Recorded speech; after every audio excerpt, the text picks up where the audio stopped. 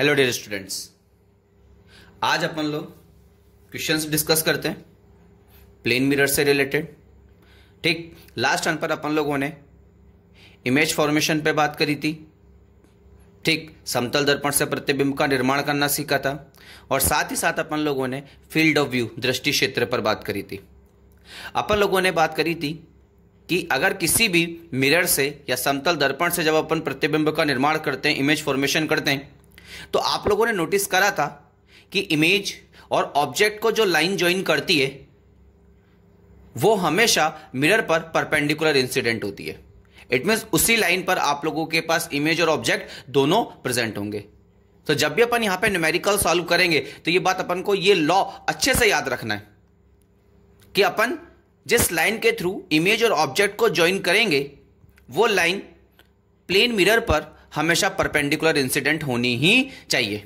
आई बात समझ में आप लोगों को? ठीक, अब अपन थोड़ा सा आगे बढ़ते हैं, अब अपन क्वेश्चंस देखते हैं बेटा। ठीक, तो आज अपन क्वेश्चंस पे बात करते हैं। तो क्वेश्चन नंबर 1 देखिए। अब आप लोग क्वेश्चन नंबर 1 क्या कह रहा है? Find out the coordinate of image. तो आप लोगों के को क्या करना है? इमेज का कोऑर्डिनेट फाइंड आउट करना है। आप लोगों के पास एक्स एक्सिस वाई एक्सिस है और ये जो एंगल बन रहा है, ठीक है ना, एक मिरर जो है वो एस एक्सिस के साथ 30 डिग्री के एंगल पर है और एक ऑब्जेक्ट ओरिजिन से आप लोगों के पास 2 मीटर की डिस्टेंस पर है। तो आपको यहां पर जो भी आप लोगों का इमेज बनेगा उस इमेज के आप लोगों को क्या कैलकुलेट करना है? कोऑर्डिनेट बताना है कि उस इमेज का कोऑर्डिनेट आप लोगों के पास क्या होगा। तो देखना बेटा, अगर अपन इस क्वेश्चन को सॉल्व करते हैं तो अब अपन क्या देखते हैं कि अब जो भी इमेज बनेगी, ठीक, वो इमेज इस तरीके से बननी चाहिए कि ऑब्जेक्ट और इमेज को जोड़ने वाली लाइन मिरर पर परपेंडिकुलर इंसिडेंट होनी चाहिए। तो अब आप बहुत ध्यान से देखना। तो अगर मैं यहां से इस तरीके से एक लाइन इस तरीके से यहां पे एक ड्रॉ करूं, इस तरीके से एक लाइन ड्रॉ करूं, तो देखो ये परपेंडिकुलर गिरी कि नहीं गिरी? ठीक, तो ऐसी कंडीशन पे अब आप लोगों के पास ये डिस्टेंस एक तरीके से कितना हो गया? डी। तो फैक्ट है कि अब डी इसी लाइन को मैं डी मिरर के पीछे की तरफ बढ़ा दूं कि नहीं बढ़ा दूं? तो जैसे ही डी बढ़ेगा तो वहां पर आप लोगों को क्या मिल जाएगा? इमेज मिलेगा कि नहीं मिलेगा? आई बात समझ में आप लोगों को? अब आप बहुत ध्यान से देखना कि जो मेरे पास ये यहां से मैं लाइन, अगर सिंपल सी बात करूं तो मैं इस तरीके से इस लाइन को नहीं गिरा सकता हूं। क्यों नहीं गिरा सकता? क्योंकि देखो ये लाइन मिरर पे परपेंडिकुलर इंसिडेंट नहीं हो रही है। तो ऐसी कंडीशन पर अगर मैं परपेंडिकुलर की बात करूंगा तो इस लाइन को बिल्कुल एज इट इज इस तरीके से आगे बढ़ाऊंगा कि नहीं बढ़ाऊंगा? तो अब फैक्ट है कि अब यहां पे ये एंगल 90 डिग्री, तो ये एंगल भी 90 डिग्री होगा कि नहीं होगा? तो ऐसी कंडीशन पर अगर ये डी डिस्टेंस पर है तो इमेज भी आप लोगों की कितने डिस्टेंस पर बनेगी? डी डिस्टेंस पर। ठीक, तो फैक्ट है कि अब इसको ओरिजिन से अपन लोग क्या कर देते हैं? इस तरीके से कनेक्ट कर देते हैं कि नहीं कर देते? ये कनेक्ट कर दिया। आगे बस में अब आप बहुत ध्यान से देखना, ये वाली डिस्टेंस डी है दोनों के लिए, ये एंगल 90 डिग्री है। तो अगर मैं सिंपल सी बात करूं, अगर ये एंगल 30 डिग्री है तो ये एंगल भी आप लोगों के पास कितना होगा? 30 डिग्री होगा कि नहीं होगा? क्योंकि दोनों एंगल 30 डिग्री होंगे तभी तो ये डिस्टेंस डी होगी कि नहीं होगी आप लोगों के पास? ठीक, और अगर ये डिस्टेंस 2 मीटर है तो ये वाली डिस्टेंस भी आप लोगों के पास 2 मीटर होगी कि नहीं होगी? अरे बस में, तो ऐसी कंडीशन पर अब इमेज से यहां से यहां तक की लाइन कितनी हो गई? 2 मीटर होगी। तो इसका एक कंपोनेंट तो अपन ले लेंगे किस एक्सिस के अलोंग? एस एक्सिस के अलोंग, और एक कंपोनेंट ले लेंगे किसके? वाई एक्सिस के अलोंग।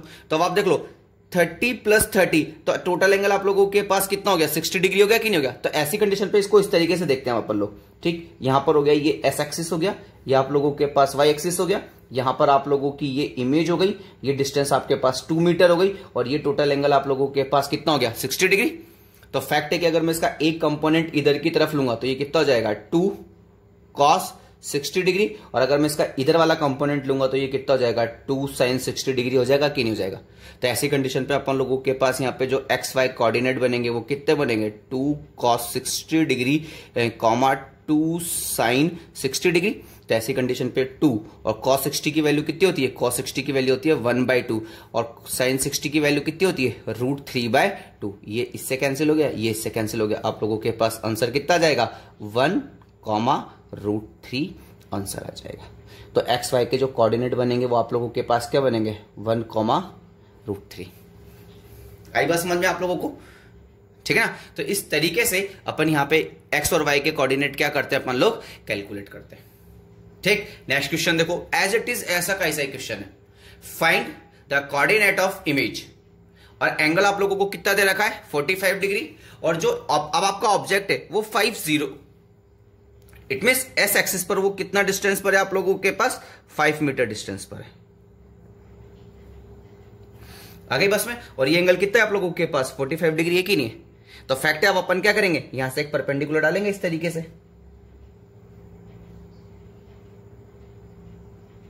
इस तरीके से एक परपेंडिकुलर इधर डाल देंगे अपन, इस तरीके से एक परपेंडिकुलर डी। तो फैक्ट है मैं डी पर ही आगे बढ़ूं कि नहीं बढ़ूं, तो आप बहुत ध्यान से देखना, अगर मैं डी पर आगे बढ़ूंगा तो ये चीज बिल्कुल एज इट इज इसी तरीके से आगे बढ़ जाएगी, इस तरीके से। ये कितना हो जाएगा आप लोगों के पास डी होगा कि नहीं होगा, ठीक। तो अगर ये डिस्टेंस आप लोगों के पास एक तरीके से डी हो गया, तो फैक्ट है कि अगर मैं सिंपल सी बात करूं तो अगर ऑब्जेक्ट यहां पर है तो परपेंडिकुलर डिस्टेंस पर अगर मैं डी आगे बढ़ूंगा तो आप लोगों की इमेज कहां पर बनेगी, एज इट इज यहां पर बनेगी। चाहे सोच के देख लो आप लोग, क्योंकि एंगल है 45 डिग्री, बिल्कुल एक्स और वाई एक्सिस के बिल्कुल कहां से पास हो रहा है, बाइसेक्टर से पास हो रहा है, बिल्कुल सेंटर से पास हो रहा है, बिल्कुल बीच में से पास हो रहा है। तो फैक्ट है कि अगर डी डिस्टेंस यहां पर है तो अगर इस मिरर से डी डिस्टेंस पर एक्स एक्सिस है तो इस मिरर से डी डिस्टेंस पर कौन आ जाएगा, वाई एक्सिस आएगी कि नहीं आएगी आप लोगों के पास, आई बस में। अब फैक्ट है कि अगर ये डी डिस्टेंस है, ये एंगल 45 डिग्री है, और ये अगर आपके पास ये डिस्टेंस 5 मीटर है तो ये वाली डिस्टेंस भी आप लोगों के पास कितनी होगी, 5 मीटर होगी कि नहीं होगी। तब आप देख लो जो y के जो कोऑर्डिनेट, इमेज के जो कोऑर्डिनेट आएंगे वो आप लोगों के पास आएंगे 0,5। तो आप लोगों के पास इमेज के लिए जो कोऑर्डिनेट बनेंगे वो कोऑर्डिनेट आप लोगों के पास बनेंगे 0,5, मतलब जो निर्देशांक बनेंगे वो कितने बनेंगे 0,5।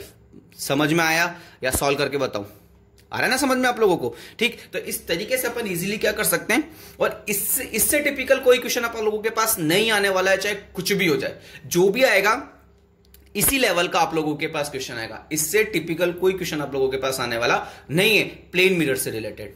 आ गई बात में। नेक्स्ट क्वेश्चन देखें हम अपन लोग, नेक्स्ट क्वेश्चन देखो अब आप लोग जल्दी से देखो और मुझे आंसर करके बताओ इसका आंसर कितना आएगा बेटा, जल्दी से देखो और इसका आंसर कितना आएगा मुझे बताओ जल्दी से।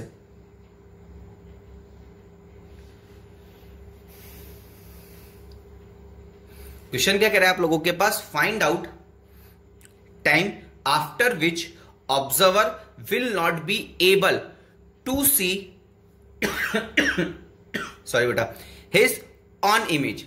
मतलब आपको बताना है कि ऑब्जर्वर कब अपनी खुद की इमेज नहीं देख पाएगा, मतलब कितने समय के बाद, ठीक है ना, वो अपनी खुद की इमेज नहीं देख पाएगा। अगर सपोज आप लोगों के पास वही XY कोऑर्डिनेट है और मिरर कितने डिग्री के एंगल पे रखा हुआ है, 37 डिग्री के एंगल पे रखा हुआ है, और एक ऑब्जेक्ट बिल्कुल कहां पे रखा हुआ है, ऑरिजिन पे रखा हुआ है, और ये यहां पर इस तरीके से कितना मीटर पर सेकंड से जा रहा है, 2 मीटर पर सेकंड से जा रहा है। अरे बात समझे आप लोगों को। तो आपको देखना है कि अगर ऑब्जेक्ट मिरर में देखता हुआ चल रहा है तो उसको उसकी इमेज नजर आती जाएगी कि नहीं आती जाएगी।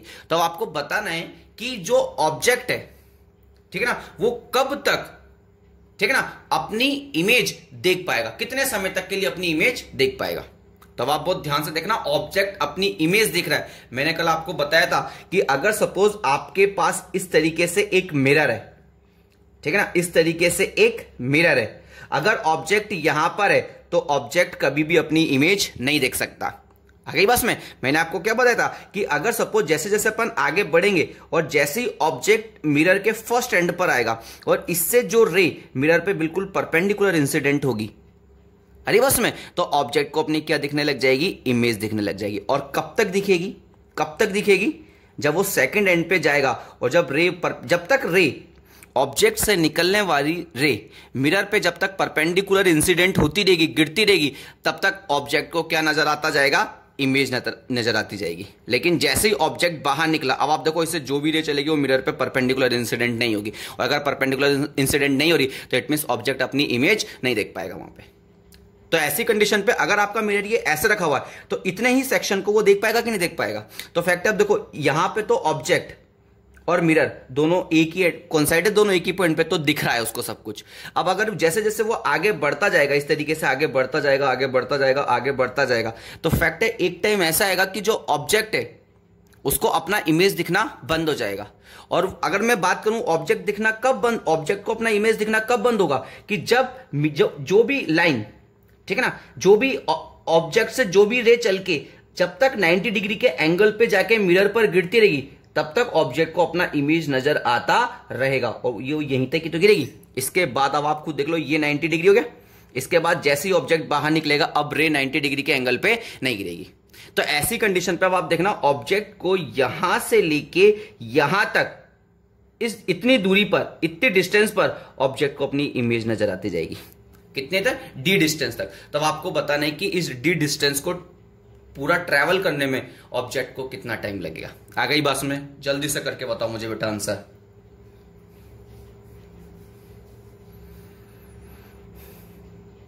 चलो देखते हैं हम अपन। अब आप देखो मिरर का लेंथ कितना है? 5 मीटर। ये एंगल कितना है? 90 डिग्री। और यहां पे ये एंगल कितना है? 37। तो ये एक तरीके से बेस हो गया कि नहीं हो गया? आधार हो गया कि नहीं हो गया? और अगर ये आधार हो गया तो फैक्ट है ये हाइपोटेनियस हो गया कि नहीं हो गया?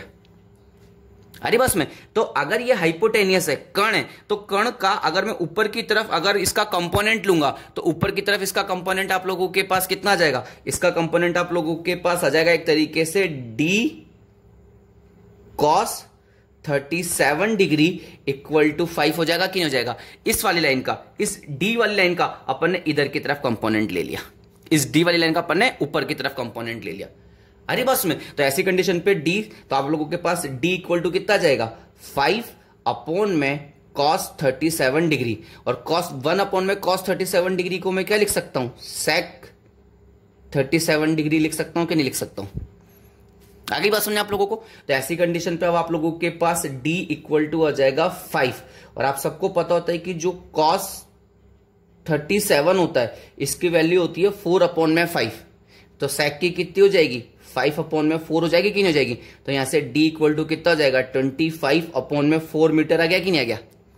आगे बस में अब आपको पता है कि वेलोसिटी इक्वल टू कितना होता है? डिस्टेंस अपॉन में टाइम। तो टाइम इक्वल टू कितना हो जाएगा? डिस्टेंस अपॉन में वेलोसिटी। अब डिस्टेंस आप लोगों के पास कितना है? 25 अपॉन में 4, और वेलोसिटी आप लोगों के पास कितना है? 2। तो फैक्ट है ये 4 नीचे आ जाएगा, तो आपके पास आंसर आ जाएगा 25 अपॉन में 8 सेकेंड तक ऑब्जेक्ट को अपनी इमेज नजर आएगी। आई नहीं आई बात समझ में आप लोगों को बेटा? तो इस तरीके से अपन लोग मिरर से रिलेटेड क्या करते हैं? क्वेश्चन सॉल्व करते हैं। नेक्स्ट क्वेश्चन देखिए अब आप लोगों को क्या करना है? Find the angle turned by the reflected ray, कि जो रिफ्लेक्टेड रे वो कितना एंगल टर्न करेगी। अब आप बहुत ध्यान से देखना, अपन लोगों ने एंगल कितना है यहां पे? 37।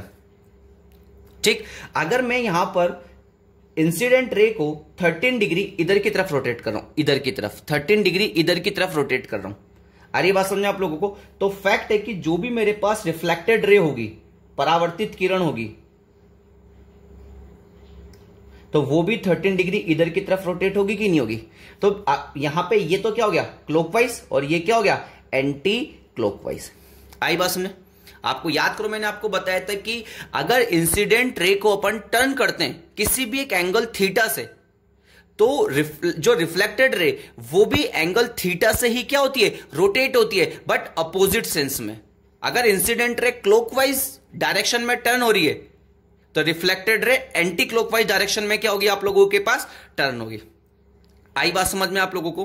ठीक, अब आप देखना, ये तो हो गया इसके लिए। अब आप देखना, अपन मिरर को 30 डिग्री क्लॉकवाइज टर्न कर रहे हैं, तो याद करो मैंने आपको बताया था कि अगर मिरर को जिस डायरेक्शन में टर्न करते हैं, जो रिफ्लेक्टेड रे होती है वो भी उसी डायरेक्शन में 2 थीटा से क्या हो जाती है? आप लोगों के पास टर्न हो जाती है। तो अगर यहां पे थीटा 30 डिग्री है तो आप लोगों के पास ये कितने डिग्री से रोटेट हो जाएगी? 60 डिग्री से रोटेट हो जाएगी। आगे बात में तो आप देखना, 60 डिग्री नीचे आया, 13 डिग्री ऊपर गया, तो आप लोगों के पास टोटल कितना जाएगा? अब जो रिजल्टेंट बचेगा वो रिजल्टेंट आप लोगों के पास क्या बचेगा? क्लॉकवाइज बचेगा कि नहीं बचेगा? क्योंकि जो 16 डिग्री है वो क्लॉकवाइज डायरेक्शन में और 13 डिग्री एंटी क्लॉकवाइज डायरेक्शन में। तब अपन लोगों के पास जो रिजल्टेंट बचेगा वो रिजल्टेंट कितना बचेगा? 47 डिग्री, और मैं लिखूंगा यहां पर क्लॉकवाइज, इन क्लॉकवाइज डायरेक्शन। ये एक तरीके से मेरे पास जो रिफ्लेक्टेड रे वो इतना टर्न करेगी कि नहीं करेगी। आ गई बात समझ आप लोगों को? समझ में आ रहे ना बेटा आप लोगों को क्वेश्चंस? तो इस तरीके से ही क्वेश्चंस बनते हैं, इससे टफ कोई क्वेश्चन नहीं बनने वाला है। आ रही बात में? नेक्स्ट क्वेश्चन देखो आप लोग। ठीक, अब आप लोगों के पास एक प्लेन मिरर है। सपोज आप लोगों के पास एक प्लेन मिरर है M एंड N, और ये किसी भी, अगर मैं सिंपल सी बात करूं तो 45 डिग्री के एंगल पर है, और आप लोगों के पास एक ऑब्जेक्ट है एक्सटेंडेड, पॉइंट ऑब्जेक्ट नहीं, अब एक्सटेंडेड ऑब्जेक्ट है। तो अब आपको बताना है कि इसका जो इमेज बनेगा वो किस तरीके से बनेगा, किस तरीके से इसका इमेज फॉर्म होगा। तो आप बहुत ध्यान से देखना। अगर मैं सिंपल सी बात करूं तो मेरे को जो भी रे डालनी है वो तो मुझे हमेशा परपेंडिकुलर ही डालनी है मिरर पे, क्योंकि नॉर्मली क्या होता है कि जहां पर ऑब्जेक्ट होता है और इमेज जिस लाइन के थ्रू ज्वाइन होते हैं वो हमेशा मिरर पे परपेंडिकुलर इंसिडेंट होनी चाहिए। अब आप देखो, मैं पहले पॉइंट ए को फिक्स कर देता हूं। पॉइंट ए से मैं 2 रे पास करता हूं, एक रे तो इधर पास कर देता हूं और एक रे को बिल्कुल as it is perpendicular incident करवाता हूं। अब परपेंडिकुलर तो यहां पर तो मिरर नहीं है, अरे मिरर मत होने दो ना, मैं इसको क्या करता हूं, आर्बिट्रेरी एक्सटेंड कर देता हूं पीछे की तरफ। मैं इसको पीछे की तरफ इस तरीके से एक्सटेंड कर देता हूं। तो फैक्ट है कि अगर ये वाली डिस्टेंस आप लोगों के पास डी है तो फैक्ट है कि अब मैं अगर इसमें थोड़ा सा और आगे बढ़ता हूं, ठीक है ना, तो ये वाली डिस्टेंस भी आप लोगों के पास कितनी होगी, डी होगी। अरे बस में ये वाली डिस्टेंस भी आप लोगों के पास कितनी होगी, डी। अब आप देखना, ये वाली रे इधर से आएगी और परपेंडिकुलर इंसिडेंट रिफ्लेक्ट होकर इधर निकल जाएगी, और ये वाली रे रिफ्लेक्ट होकर किधर निकल जाएगी, इधर निकल जाएगी। तो ऐसी कंडीशन पर अगर इस रे को पीछे बढ़ाऊंगा तो ये इधर मीट करेगी और इसको पीछे बढ़ाऊंगा तो ये इधर मीट करेगी, और यहां पे आप लोगों के पास पॉइंट बनेगा ए डैश।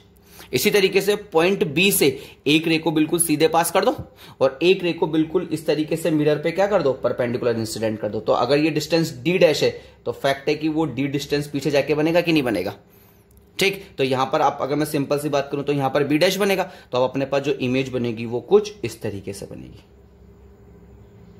कुछ इस तरीके से बनेगी। आगे बस में तो अपने पास जो यहां पर इमेज बनेगी वो क्या बनेगी, ए डैश बी डैश बनेगी।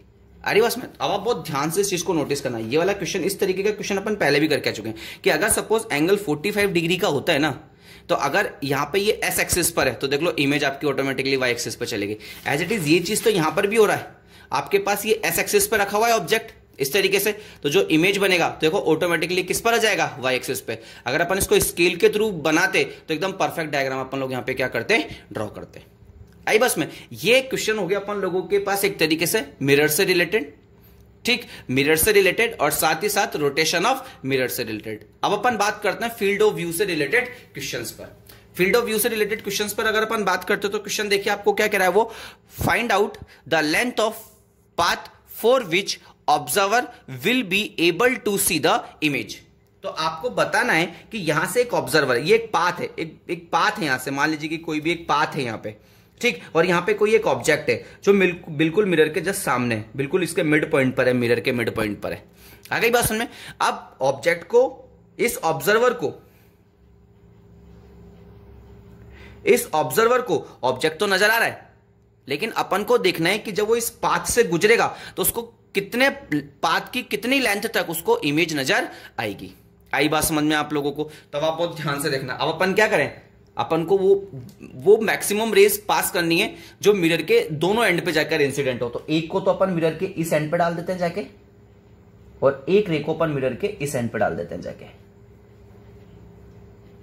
आगे बस में, और अगर ये डिस्टेंस कितना है आपके पास, डी, तो फैक्टर इससे बिल्कुल एकदम परपेंडिकुलर लाइन ड्रॉ करेंगे और डी डिस्टेंस पर इमेज ड्रॉ कर देंगे, ठीक, और यहां पे बनेगी इमेज, और यहां से एक रे इस तरीके से इधर निकल जाएगी, इधर, और एक रे इधर से रिफ्लेक्ट होके इधर निकल जाएगी।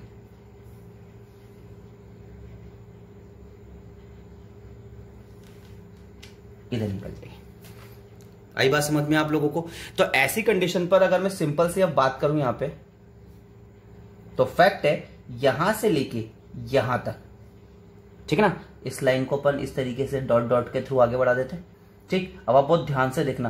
अब अगर ये डिस्टेंस डी है तो ये वाला डिस्टेंस भी आप लोगों के पास कितना है, डी है। आ गई बात समझ में। और अपन इसको बोल देते हैं ए बी, ठीक है ना, और इस पॉइंट को अपन बोल देते हैं ओ डैश। आ गई बात में। और ऑब्जेक्ट एकदम मिड पॉइंट पे रखा है, तो फैक्ट है कि अगर मैं सिंपल सी बात करता हूं तो यहां से यहां तक का टोटल लेंथ अगर h है तो यहां से यहां तक का जो लेंथ होगा आप लोगों के पास, ये कितना हो जाएगा आप लोगों के पास, h/2 के इक्वल होगा कि नहीं होगा। आ रही है बात समझ में। तो अपन तो इतना लेंथ कैलकुलेट कर लेते हैं और फिर उसको 2 से मल्टीप्लाई कर देंगे, तो अपन इसको मान लेते हैं अगर ये x है तो ये आप लोगों के पास कितना हो जाएगा, 2x हो जाएगा कि नहीं हो जाएगा। आ गई बात समझ में आप लोगों को। तो ऐसी कंडीशन पे आप बहुत ध्यान से देखना है बेटा। अगर मैं यहां पे बात करता हूं ट्राइंगल, ठीक है ना, मैं यहां पे बात करता हूं triangle A O dash A O dash I. And triangle, इसको अपन पॉइंट बोल देते हैं, इसको पॉइंट अपन बोल देते हैं सी बोल देते हैं, ठीक। एक अपन ट्राइंगल ले लेते हैं यहां पर, ट्राइंगल MCI।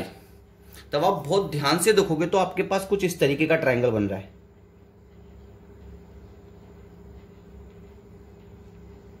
इस तरीके से। तो ये तो हो गया आपके पास AB, ये डिस्टेंस हो गया X, ठीक है ना, ये वाला डिस्टेंस हो गया M, ये वाला डिस्टेंस हो गया आप लोगों के, ये हो गया आप लोगों के पास C, और ये हो गया आपके पास I। और ये वाला, ये अगर मैं सिंपल सी बात करूं तो यहां से लेके यहां तक, ठीक है ना, ये टोटल आप लोगों के पास हो गया 2D, और ये वाला डिस्टेंस आप लोगों के पास कितना हो गया D।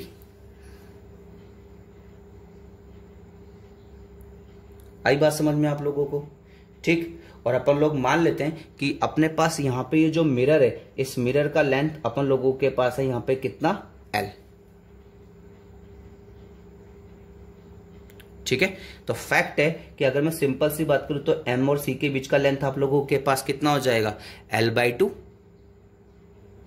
ठीक। तो अब आप बहुत ध्यान से देखना कि अगर मैं सिंपल सी बात करता हूं ABI एंड ACI, ठीक है ना। अब आप देखो ये वाला एंगल भी 90 डिग्री, ये वाला एंगल भी 90 डिग्री, और ये वाला जो एंगल है थीटा, ये दोनों ट्रायंगल में कॉमन है। तो एक तरीके से दोनों क्या होंगे आप लोगों के पास, ये दोनों जो ट्रायंगल होंगे ये एक तरीके से आप लोगों के पास क्या होंगे, सिमिलर ट्रायंगल होंगे कि नहीं होंगे।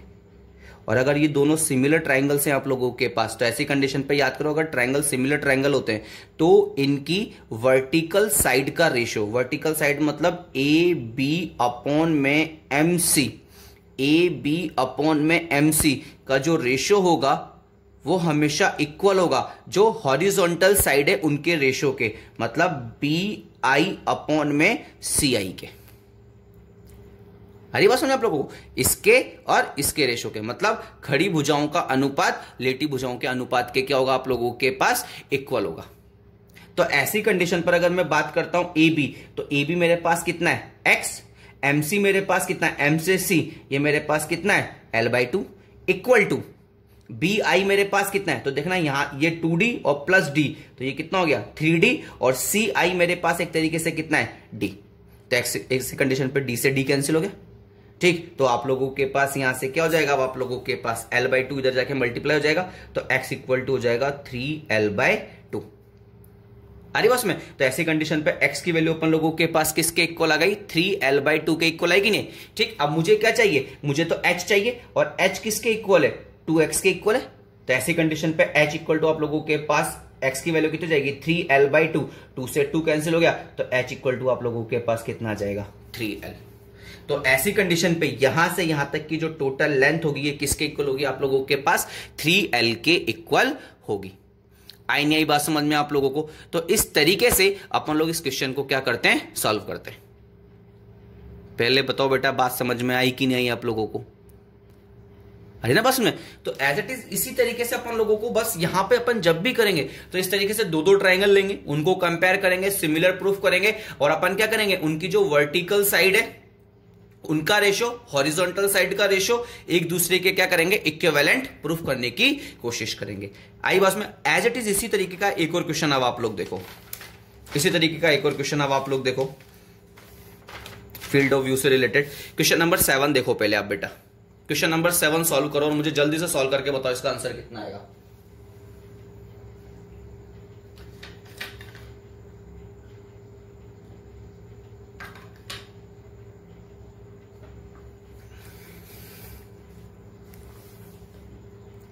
क्वेश्चन नंबर 7 में आप लोगों के पास ये तो S एक्सिस हो गई, ये Y एक्सिस हो गई, और आप लोगों के पास एक 1 मीटर, इस तरीके से एक 1 मीटर लेंथ का आप लोगों के पास एक मिरर है जो कि एक तरीके से सरफेस से 1 मीटर की हाइट पर है। आ गई बात में। और एज इट इज यहां पर एक ऑब्जेक्ट मिरर से, मतलब जो मिरर है अपन लोगों के पास उससे कितना डिस्टेंस पर रखा हुआ है, 1 मीटर डिस्टेंस पर रखा हुआ है, और ऑब्जेक्ट से 2 मीटर डिस्टेंस पर आप लोगों के पास क्या है, एक पाथ है। आप लोगों के पास क्या है, एक पाथ है। अरे बात समझ में, ठीक। और एक ऑब्जर्वर इसी पाथ पर आगे बढ़ता है। तो आपको बताना है कि जो लेंथ होगा, find out the length of path for which observer able to see the image. मतलब आपको अब वापस वो पाथ का लेंथ बताना है कि आप उस लेंथ को बताइए कि जब तक ऑब्जर्वर जो होगा वो इमेज को देखने के लिए क्या होगा, एबल होगा, मतलब समर्थ होगा। और उस लेंथ के बाद ऑब्जर्वर को इमेज दिखना क्या हो जाएगा, आप लोगों को बंद हो जाएगा। तो अब आप बहुत ध्यान से देखना। एज इट इज सबसे पहले मैं फील्ड ऑफ व्यू निकालूं। फील्ड ऑफ व्यू निकालने के लिए मैं क्या करूंगा, एज इट इज यहां से एक रे को मिरर के इस वाले एंड पे डालूंगा और एक रे को एज इट इज मिरर के इस वाले एंड पे डालूंगा। ठीक, अब मैं मिरर तो ऊपर ही है, मैं मिरर को पीछे की तरफ एक्सटेंड करूंगा और 1 मीटर की डिस्टेंस पर ही आप लोगों के पास एक तरीके से क्या बन जाएगी, इमेज बनेगी कि नहीं बनेगी। ठीक, अब अगर मैं सिंपल सी बात इस तरीके से यहां पे करता हूं तो आप परावर्तन के पश्चात, ठीक है ना, रिफ्लेक्शन के बाद जो रे है वो इधर से इधर की तरफ पास हो जाएगी कि नहीं हो जाएगी, इस तरीके से, और इधर जाके गिरेगी। और एज इट इज यहां से जो ये वाली इमेज ये इस तरीके से जाएगी, वो आफ्टर रिफ्लेक्शन इस तरीके से यहां पे जाएगी कि नहीं जाएगी, इस तरीके से, इस तरीके से। और जब मैं पीछे मीट करूंगा तो ये इस पॉइंट पे जाके मीट करेंगे कि नहीं करेंगे, और वहां पर आप लोगों की क्या बनेगी, इमेज। इस पॉइंट को एज इट इज मैं वापस ए बोलता हूं, इस पॉइंट को बी बोलता हूं, ठीक है ना, इस पॉइंट को मैं ओ बोलता हूं, ठीक है ना, इस पॉइंट को, इसको ओ डैश बोल देते हैं, इस पॉइंट को अपन क्या बोलते हैं, इस पॉइंट को ओ बोलते हैं। ठीक, और इस पॉइंट को अपने पास ये क्या ले रखा है अपन लोगों ने, आई, और इस पॉइंट को अपन बोल देते हैं थोड़ी सी देर के लिए, इस पॉइंट को अपन बोल देते हैं सी। आ गई बस में। तो आप बहुत ध्यान से देखना। अगर मैं मान लेता हूं कि यहां से यहां तक की लेंथ आप लोगों के पास x है और यहां से यहां तक की लेंथ आप लोगों के पास कितनी है, y, तो फैक्ट है कि ये वाली जो लेंथ होगी आप लोगों के पास, ये कितनी होगी, x, ये होगी आपके पास y माइनस x। अब आप मुझे बताओ कि कौन कौन से ट्राइंगल लूं मैं। अब आप लोग मुझे बताएंगे कि मैं कौन कौन से ट्राइंगल लूंगा बेटा।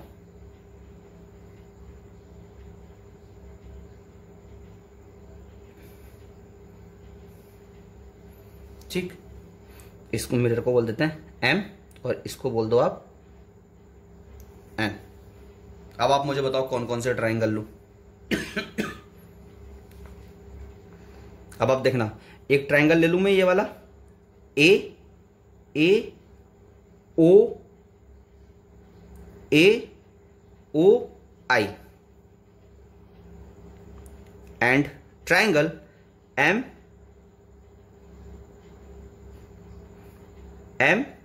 सी आई। ले सकता हूं कि नहीं ले सकता हूं, पहले बताओ मुझे आप लोग।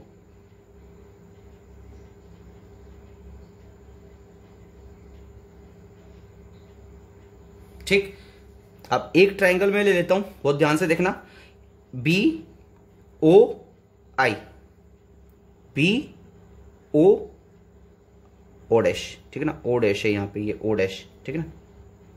और एक ट्राइंगल ले लेते हैं अपन लोग N C I, and triangle N C I. आ गई बस में। अब आप बहुत ध्यान से देखना।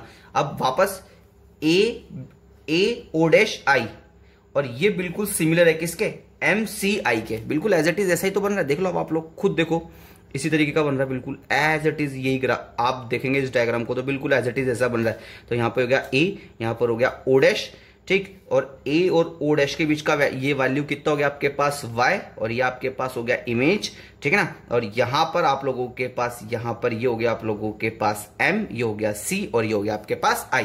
ये यहां से यहां तक का लेंथ टोटल आप लोगों के पास कितना है, 2। ये लगी बस में। यहां से यहां तक का आपके पास कितना है, 2, सॉरी मिरर है ना, एम सी, तो यहां से यहां तक का टोटल कितना हो गया, 3। तो ये वाला डिस्टेंस आपके पास हो गया 3, और ये वाला डिस्टेंस आप लोगों के पास हो गया कितना, 1। तब देखो दोनों सिमिलर ट्राइंगल है, ये एंगल 90 डिग्री, ये एंगल 90 डिग्री, और ये दोनों में एंगल क्या है, तो सिमिलर ट्राइंगल है कि नहीं है। तो अगर आप लोगों के पास ये सिमिलर ट्राइंगल है, सिमिलर ट्राइंगल्स हैं, तो ऐसी कंडीशन पे वही एज इट इज मैं क्या लिख सकता हूं, ए ओ डैश अपॉन में एम सी इक्वल टू क्या लिख सकता हूं, ओ डैश आई अपॉन में सी आई। लिख सकता हूं नहीं लिख सकता हूं बेटा। तो ऐसी कंडीशन पे आप बहुत ध्यान से देखना। तो ओ डैश तो किसके इक्वल हो जाएगा, वाई के, और एम सी, ठीक है ना, ये एम और सी, तो एम और सी, तो 1 + 1 कितना जाएगा आप लोगों के पास, 2 equal to O dash I. O dash I तो 3+1 तो यहां पर हो जाएगा 4, सी आई कितना हो जाएगा 1, तो y की वैल्यू आप लोगों के पास कितनी आएगी, एक तरीके से 8 मीटर आएगी कि नहीं आएगी, आई बस में। और एज इट इज यहां पर भी वही होगा, तो मैं यहां पे डायरेक्ट लिखता हूं, देखना अब आप लोग बताना सही लिखा है क्या मैंने, बी ओ डैश अपॉन में N C equal to O dash I upon में सी आई, ठीक है ना। तो ये वर्टिकल खड़ी वाली भुजा और इसकी खड़ी वाली भुजा एन सी, ठीक, और यहां पे लेटी भुजा ओ डैश आई और इसकी लेटी भुजा सी आई। तो पहले तो बात समझ में आएगी नहीं, तब आप लोगों के पास बी ओ डैश किसके इक्वल है, एक्स, तो एक्स इक्वल टू और अपॉन में एन सी कितना है, एन, ये रहा एन सी, देखो 1 मीटर, तो ये हो गया 1, ओ डैश आई तो ये रहा आप लोगों के पास ओ डैश आई तो 4 अपॉन में सी आई कितना 1, तो एक्स इक्वल टू कितना आ गया आपके पास 4 मीटर। तो आप लोगों का फील्ड ऑफ व्यू कितना हो जाएगा, फील्ड ऑफ व्यू हो जाएगा, दृष्टि क्षेत्र कितना हो जाएगा, फील्ड ऑफ व्यू, तो आप लोगों के पास हो जाएगा y माइनस एक्स, तो आप लोगों के पास हो जाएगा 8 माइनस 4, तो आपके पास आंसर आ जाएगा कितना 4 मीटर। कितना आंसर आ जाएगा आप लोगों के पास 4 मीटर आंसर आ जाएगा। आई नहीं आई बात समझ में आप लोगों को। तो इस तरीके से अपन लोग नॉर्मली क्या करते हैं, दृष्टि क्षेत्र की बात करते हैं, ठीक। क्वेश्चन नंबर 6 देखो, क्वेश्चन नंबर 6 में आप लोगों को क्या करना है, फील्ड ऑफ व्यू, दृष्टि क्षेत्र बताना है। तो दृष्टि क्षेत्र बताने के लिए आप क्या करोगे, दृष्टि क्षेत्र बताने के लिए आप एक रे को तो एज इट इज मिरर के एक एंड पे डालोगे और एक रे को मिरर के दूसरे एंड पे डालोगे, इस तरीके से डालोगे कि नहीं डालोगे, ठीक। अब आप बहुत ध्यान से देखना, अब यहां से बिल्कुल एज इट इज एक परपेंडिकुलर लूंगा, तो अगर ये डी डिस्टेंस है तो डी डिस्टेंस जितनी एक लेंथ बनाऊंगा और वहां पे आप लोगों की क्या बनेगी, इमेज। तो अब अगर मैं सिंपल सी बात करूं तो ये रिफ्लेक्ट होके इधर से इधर निकल जाएगी और ये वाली रे इस तरीके से रिफ्लेक्ट होके इधर निकल जाएगी कि नहीं निकल जाएगी, ठीक। और इनको जब पीछे मीट करेंगे तो यहां पर इमेज बन जाएगी आप लोगों के। तो ये जो आप लोगों के पास होगा यही आप लोगों के पास क्या होगा, फील्ड ऑफ व्यू, दृष्टि क्षेत्र होगा। पहला तो बात समझ में आई कि नहीं आई आप लोगों को बेटा। तो इस तरीके से अपन को ये क्वेश्चंस करना है, आई बात में, ठीक। नेक्स्ट क्वेश्चन देखो, अब आप लोग नेक्स्ट क्वेश्चन देखो। नेक्स्ट क्वेश्चन में क्या कह रहा है आप लोगों के पास, a plane mirror 1 metre high hang on a wall, मतलब इस तरीके से एक वॉल पे लगा हुआ है 1 मीटर हाई, ठीक। एक पर्सन है जो यहां पर खड़ा हुआ है, जो कि मिरर से कितना डिस्टेंस पर है, 2 मीटर, और इससे 2 मीटर डिस्टेंस पर एक वॉल है पी क्यू। आ गई बात समझ में, ठीक। और मिरर का जो लेंथ है वो कितना है आप लोगों के पास 1 मीटर। तो आपको बताना है कि इस पर्सन को, ठीक है ना, ये जो भी वॉल है पी क्यू, ठीक है ना, इसका जो भी हाइट है मुझे नहीं पता, लेकिन आपको बताना है कि जब ये पर्सन इस मिरर से इस वॉल को देखेगा, जब ये पर्सन इस वॉल को, ठीक है ना, इस मिरर से देखेगा, तो आपको बताना है कि उसको वॉल की कितनी लेंथ नजर आएगी। अपन तो मान लेते हैं कि ये इनफाइनाइट लेंथ की वॉल है और ये एक पर्सन है जो इस 1 मीटर लेंथ के मिरर से इस वॉल को देखना चाहता है। तो आपको बताना है कि यहां पे जो इमेज बनेगा वॉल की, जो प्रतिबिंब बनेगा दीवार का, तो उस दीवार के प्रतिबिंब की जो ऊंचाई होगी, हाइट होगी, वो आप लोगों के पास कितनी होगी। आगे ही बात समझ में आप लोगों को। अब आप बहुत ध्यान से देखना है इस क्वेश्चन को, मैं केवल इसका रे डायग्राम बनाऊंगा, इसको सॉल्व आप लोग खुद करेंगे और सॉल्व करके आप लोग इसका मुझे आंसर सेंड करेंगे बेटा। आ गई बात समझ में, तो बहुत ध्यान से देखना बेटा। अब अपन को पता है कि एक रे, देखो अगर मेरे को इस वॉल का इमेज बनाना तो अपन क्या करते हैं, एक रे तो इसके बॉटम से पास कर देते हैं, एक रे बिल्कुल इसके बॉटम से जाएगी, देखो मिरर पे परपेंडिकुलर गिर रही है और लौट के वापस आ जाएगी इस तरीके से। और एक रे को अपन इस तरीके से पास करते हैं कि फैक्ट है कि कोई ना कोई एक ऐसी रे होगी जरूर यहां पर जो बिल्कुल मिरर के इस वाले एंड पे जाके गिरे, और वो फैक्ट है कि वो इस तरीके से वॉल के किसी इस वाले एंड से इस तरीके से आ रही होगी, यहां से इस तरीके से आ रही होगी, इस तरीके से आ रही होगी। अब फैक्ट है कि ये वाली रे रिफ्लेक्ट होके पर्सन के पास गई, अब एक से तो इमेज बनेगी नहीं, तो फैक्ट है कि ये वाली रे भी रिफ्लेक्ट होके अब किधर की तरफ आएगी, इस तरीके से इस पर्सन की तरफ आएगी कि नहीं आएगी, इस तरीके से ये रिफ्लेक्ट होके देखो इधर आई। अब फैक्ट है कि इसके ऊपर से जितनी भी रेज आएंगी वो बिना रिफ्लेक्ट हुए सीधे निकल जाएंगी, तो फैक्ट है वो इमेज तो बनाएंगी नहीं। तो ऐसी कंडीशन पर मैं क्या करूंगा, इस वाली लेंथ को पीछे बढ़ा दो और इस वाली लेंथ को पीछे बढ़ा दो, और जहां पे ये लेंथ इस तरीके से मिल जाएगी वहीं पर ही आप लोगों के पास क्या बनेगा, यहाँ पे सपोज ये जहां पे पॉइंट है इस पॉइंट को अपन ने बोल दिया ए, तो यहां पर बन जाएगा ए डैश और यहां पे बन जाएगा आप लोगों के पास क्यू डैश, और ये आप लोगों के पास एक तरीके से वॉल की क्या बन गई, इमेज। और इसकी लेंथ अपन लोगों ने मान ली कि इसकी यहां से यहां तक लेंथ टोटल कितनी है, एच। आ गई बस में। मिरर को अपन मान लेते हैं एम एन लेंथ का मिरर मान लेते हैं। ऑब्जेक्ट यहां पे रखा हुआ है इसलिए इसको अपन ओ बोल देते हैं। अब आप देखो आपके पास दो ट्राइंगल बन गए, बहुत ध्यान से देखना बेटा। Triangle A dash B dash O and triangle M N O बनेगी भी नहीं। अब आप खुद देख लो कि इसका ये एंगल 90 डिग्री, इसका ये एंगल 90 डिग्री और ये वाला अगर एंगल थीटा है तो दोनों ट्राइंगल में कॉमन है। तो फैक्ट है कि अगर मैं सिंपल सी बात करूं तो दोनों एक तरीके से क्या है आप लोगों के पास, सिमिलर ट्राइंगल है कि नहीं है, सिमिलर ट्राइंगल्स हैं कि नहीं है। और अगर ये दोनों सिमिलर ट्राइंगल्स हैं तो ऐसी कंडीशन पे अब आप लोग क्या देखेंगे कि खड़ी भुजाओं का अनुपात लेटी भुजाओं के अनुपात के बराबर होगा।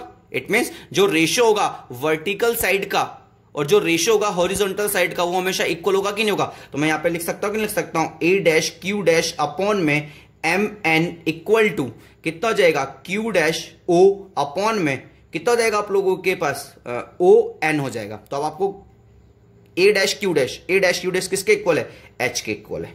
इक्वल टू इसको इधर मल्टीप्लाई कर दो तो हो जाएगा क्यू डैश ओ अपॉन में ओ एन इंटू कितना हो जाएगा, एम इंटू एन हो जाएगा कि नहीं हो जाएगा।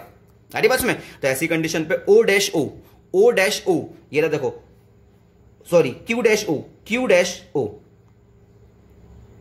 अब आप बहुत ध्यान से देखना कि मिरर, ये वॉल मिरर से कितना 4 मीटर, तो ये वाली डिस्टेंस भी आप मिरर से, ये वाली जो डिस्टेंस होगी ये भी आप लोगों के पास कितनी होगी, 4 मीटर होगी कि नहीं होगी।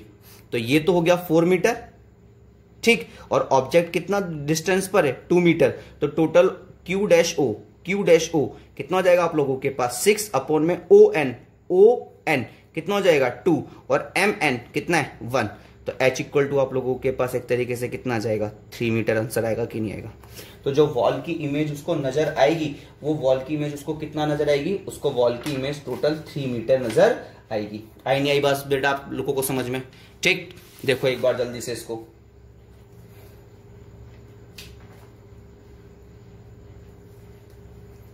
ठीक। नेक्स्ट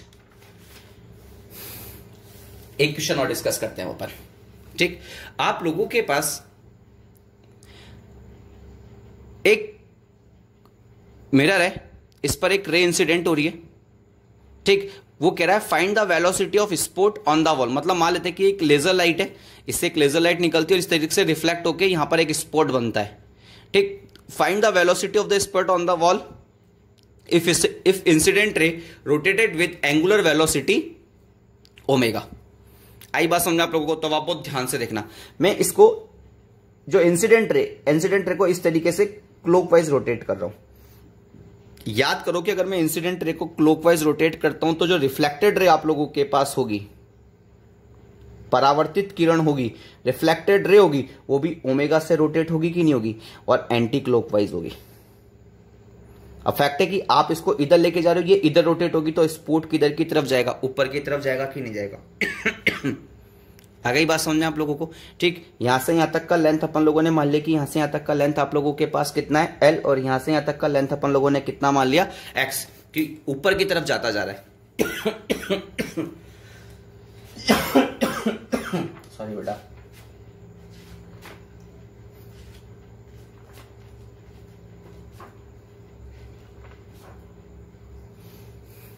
आई बात समझ में, ठीक। तो फैक्ट है ये, अगर ये स्पॉट ऊपर की तरफ जा रहा है वॉल पे, तो कंटिन्यूअसली टाइम के रेस्पेक्ट में कौन चेंज हो रहा है, एक्स चेंज हो रहा है कि नहीं हो रहा है। तो आप बहुत ध्यान से देखना कि अगर सपोज ये एंगल अपन लोगों ने मान लिया कि एंगल आप लोगों के पास गिवन है कि एंगल आप लोगों के पास किसी एक टाइम टी पर कितना था, थीटा। तो फैक्ट है अगर यहाँ पे थीटा होगा तो यहाँ पे भी थीटा होगा, इक्वल होता है। अरे बस में, क्योंकि ये वाला एंगल और ये वाला एंगल इक्वल हमेशा क्या होता है, एक दूसरे के इक्वल। तो ये दोनों एंगल इक्वल होंगे कि नहीं होंगे। तो आप देखो अगर ये थीटा है, ये एल है, ये एक्स है, तो मैं यहाँ से एक तरीके से टेन थीटा इक्वल टू क्या लिख सकता हूँ, टेन थीटा इक्वल टू मैं लिख सकता हूँ परपेंडिकुलर। अगर ये 90 डिग्री है तो एक्स अपॉन में एल हो जाएगा कि नहीं हो जाएगा। तो ऐसी कंडीशन पर मेरे पास tan theta equal to X upon में एल आ गया। तो यहाँ से एक्स इक्वल टू मेरे पास कितना हो जाएगा, एल टेन थीटा हो जाएगा कि नहीं हो जाएगा।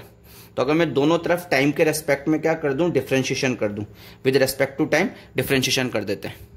ठीक। तो ऐसी कंडीशन पे ये कितना हो जाएगा, डी एक्स अपॉन में डी टी इक्वल टू ये कितना हो जाएगा, एल तो कांस्टेंट है, ये वाली लेंथ तो हमेशा कांस्टेंट है, और tan का कितना हो जाएगा आप लोगों के पास, ये हो जाएगा sec square theta into D theta upon में डी टी हो जाएगा कि नहीं हो जाएगा। और आप सबको पता होता है कि ओमेगा इक्वल टू कितना होता है, डी थीटा अपॉन में डी टी, और वेलोसिटी इक्वल टू कितना होता है, डी एक्स अपॉन में डी टी होता है कि नहीं होता है। तो ऐसी कंडीशन पे अब आप लोगों के पास v इक्वल टू हो जाएगा एल सेक स्क्वायर थीटा, और यहां पे लिखूंगा माइनस ओमेगा क्योंकि क्लॉकवाइज जा रहा है, अगर एंटी क्लॉकवाइज जाता तो प्लस, और क्लॉकवाइज जा रहा है इसलिए। तो ऐसी कंडीशन पे v इक्वल टू आप लोगों के पास कितना हो जाएगा, minus L omega sec square theta. तो इस तरीके से बेटा ये क्वेश्चंस आप लोगों के पास क्या है, बनते हैं। और इससे टिपिकल तो कोई क्वेश्चन हो ही नहीं सकता है। आप लोग जब क्वेश्चन सॉल्व करेंगे तो आप लोगों को पता भी लग जाएगा कि प्लेन मिरर से रिलेटेड इससे टिपिकल, क्योंकि अपन ने जितने भी क्वेश्चंस करें ये सारे किसी ना किसी एग्जाम में आए हुए क्वेश्चन हैं। ठीक, एक बार इनको देखना, और अगर कोई क्वेश्चन समझ में नहीं आए तो आप लोग मुझसे डिस्कस करना। ठीक है बेटा, अब आप लोगों को कुछ क्वेश्चंस मैं दे रहा हूं जो आप लोगों को सॉल्व करने, और मुझे इस नंबर पे मुझे सॉल्यूशन करके मुझे भेजना है। तो आप लोगों के पास क्वेश्चन नंबर 1 वही as it is coordinate find out करना है, अगर एंगल 60 डिग्री है find out coordinate of image. Question number 2 भी यही है, ठीक है ना। क्वेश्चन नंबर 3 में आप लोगों के पास 8 मीटर लॉन्ग एक मिरर है, 30 डिग्री के एंगल पर है, ठीक, और 4 मीटर पर सेकेंड की इससे स्पीड से मूव कर रहा है। तो आपको बताना है कितने टाइम तक ऑब्जर्वर अपनी इमेज को देख पाएगा। ठीक, और इस तरीके से 2 क्वेश्चन और हैं आप लोगों के पास ये, जिसमें आप लोगों के पास वही एज इट इज मिरर है, 2 यूनिट का ऑब्जेक्ट रखा है -20